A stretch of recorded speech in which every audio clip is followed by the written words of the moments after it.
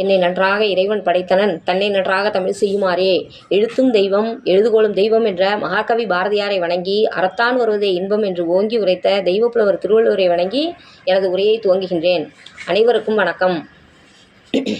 இன்று நாம் சிந்திக்கவிருப்பது இன்பத்தமிழ் எங்கள் இளமை தமிழ்.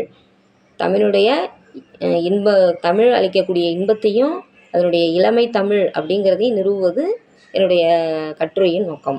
சரி, உலகில் தோன்றியுள்ள பிற உயிர்களுக்கு கிட்டாத பெரும் பேறு மனிதனுக்கு கிடைத்துள்ள எல்லா நன்மைகளை காட்டிலும் மனதின் உணர்வை வெளிப்படுத்த உதவும் மொழிவன்மை ஆகும்.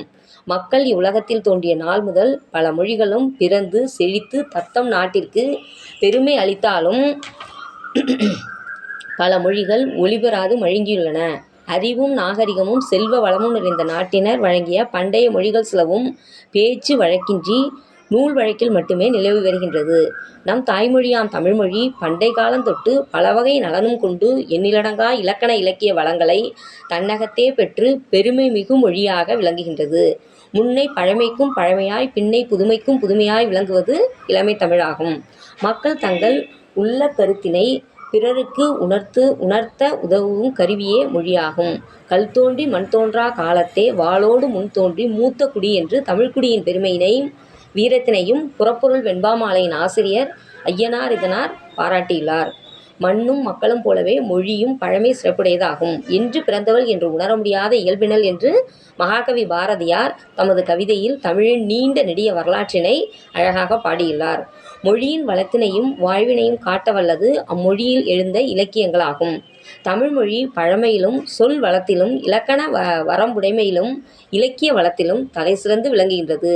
தமிழ் இயல் இசை நாடகம் என்று 3 வகையாக வளர்ந்து ஓங்கி செழித்துள்ளது. தமிழ் என்னும் சொல்லுக்கு இனிமை என்பது பொருள். தமிழ் என்னும் சொல் இனிமை என்னும் பொருளில் வருவதை அறிவதற்கு பல இலக்கிய சான்றுகள் உள்ளன. இனிமையும் நீர்மையும் தமிழனல் ஆகும் என்ற பிங்கள நிகண்டின் கூற்றிலிருந்து இனிமையே நம் தாய்மொழியாம் தமிழ்மொழிக்கு அடைமொழியாக வைத்து இன்றமிழ் என பல இலக்கியங்களில் வழங்கப்பட்டுள்ளது.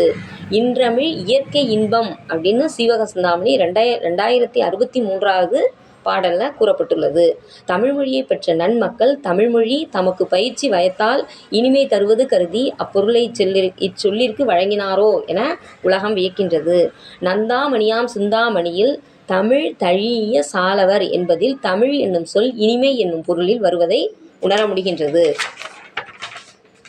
கவிக்குயில் மகாகவி பாரதியார் யாமறிந்த மொழிகளிலே தமிழ்மொழி போல் இனிதாவது எங்கும் காணோம் என்று தமிழின் இனிமையை ஓங்கி உரைத்துள்ளார். பாவேந்தர் பாரதிதாசனார் முதிர்ந்த பலாச்சுளையும் முற்றிய கரும்பின் சாறும் பனிமலர் தேனும் பாகின் சுவையும் பசுவின் பாலும் இளநீரும் தமிழின் இனிமைக்கு ஒப்பாக மாட்டா என்று தமிழின் இனிமையை பகர்ந்துள்ளார். பழமையும் பெருமையும் வாய்ந்த நம் தமிழ்மொழி தோன்றிய காலத்தை எவரும் அளவிட்டு உரைக்க முடியவில்லை. பல ஆயிரம் ஆண்டுகளுக்கு முன் தோன்றிய நூல்களே தமிழின் தொன்மைக்கு தக்க சான்றாக விளங்குகின்றன. இந்தியாவில் வழங்கப்படும் திராவிட மொழிகளில் தமிழ் மொழி மிகவும் தொன்மையானதாகும். மொஹஞ்சதரோ ஹராப்பா ஆகிய சிந்து சமவெளி புதையற் பொருட்களில் காணப்படும் எழுத்துக்கள் எல்லாம் தமிழ் எழுத்துக்களை ஒத்திருக்கின்றன என்று பேரறிஞர் ஈராஸ் அடிகள் மார்ஷல் ஆகியோர் கூறியிருக்கின்றனர். இதிலிருந்து தமிழின் தொன்மையை நன்கு உணர முடிகின்றது. தமிழ் தொன்மை வாய்ந்தது மட்டுமன்று, மென்மையும் இளமையும் வளமையும் ஒண்மையும் நுண்மையும் உடைய ஒரு செம்மொழி ஆகும். தமிழ் நிகண்டுகளின் விரிவு பெருக்கம் தமிழின் தொன்மையை காட்டுகின்றது. பழைய கல்வெட்டுகள் எல்லாம் பழைய தமிழ் எழுத்துக்களிலும் வட்டெழுத்துக்களிலும் எழுதப்பட்டுள்ளமை தமிழின் தொன்மைக்கு சான்றாக விளங்குகின்றது. அறிஞர் கால்டுவெல் தமிழின் தொன்மையையும் சிறப்பையும் தமிழ்மொழி பண்டையது, நலம் சிறந்தது, உயர் நிலையில் உள்ளது, இதை போன்ற திராவிட மொழிகள் வேறு எதுவும் இல்லை என்று எழுதியுள்ளார். ஒரு மொழியின் பண்புகளை அதன் இலக்கணம் நன்கு பாதுகாக்கும் என்று உண்மைக்கு தமிழ் இலக்கணமே தக்க சான்றாகும். ஒரு மொழியில் இலக்கியங்கள் பல நூறாயிரமாக பெருகி வளர்ந்த பிறகே இலக்கண நூல் தோன்றுதல் இயல்பாகும்.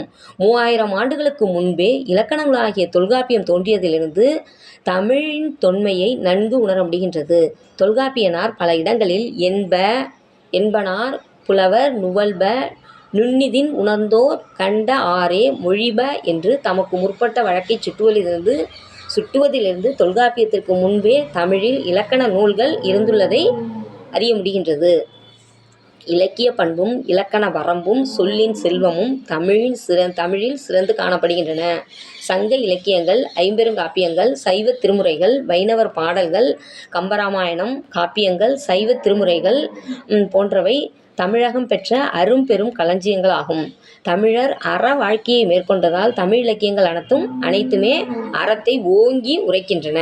தமிழ்நாட்டை ஆண்ட பேரரசர்களும் சிற்றரசர்களும் புலவர்களை போற்றி ஆதரித்ததால் தமிழ் வளர்ந்தது.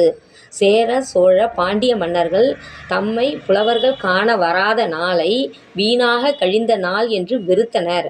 தமிழ்நாட்டு மூவேந்தர்களில் பாண்டிய மன்னர்கள் தமிழை வளர்ப்பதில் மிகுந்த ஆர்வம் காட்டி தங்கள் தலைநகரங்களில் தமிழ்ச்சங்கங்களை அமைத்தனர்.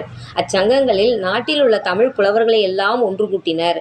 அவர்கள் வாழ்க்கைக்கு வேண்டியனவற்றை எல்லாம் கொடுத்து உதவியதால் புலவர்கள் எந்த கவலையுமின்றி இன்பமாக தங்களுடைய நேரத்தை எல்லாம் தமிழை ஆராய்வதிலேயே ஈடுபட்டனர்.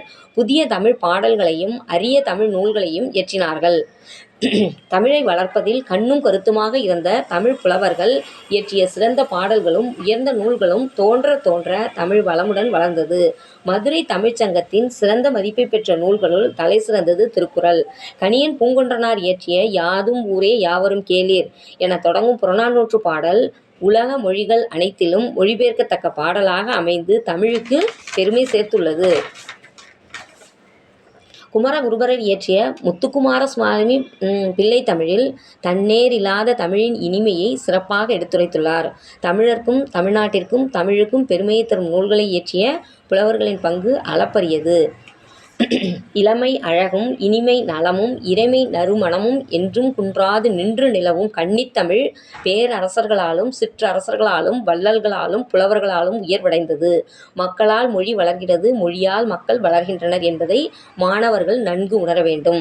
தனித்தமிழ்ச் சொற்கள் கணக்கின்றி கவினுற இருக்க வேற்று மொழிச் சொற்களை வேண்டுமென்றே நமது தாய்மொழியின் இடையே கலந்து பேசுதலும் எழுதுதலும் நல்ல தீம்பாலில் நஞ்சினை கலப்பது போல உள்ளது. மொழி வளம் பெறுவதும் வறுமை இருவதும் அம்மொழி பேசும் மக்களை பொறுத்ததாகும். இன்றைய தலைமுறையாகிய இளைஞர்கள் நாட்டுப்பற்றும் மொழிப்பற்றும் கொண்டு ஒவ்வொருவரும் தம்மால் என்ற தமிழ்த்தொண்டு செய்ய வேண்டும். தன்னேரில்லாத தனித்து இயங்கவல்ல தமிழ்மொழியை பிற மொழிச் சொற்களை மிகுதியாக கையாளாமல் பேசுவதும் எழுதுவதும் தமிழுக்கு செய்யும் மிகப்பெரிய தொண்டாகும். வாய்ப்பளித்தமைக்கு மிக்க நன்றி.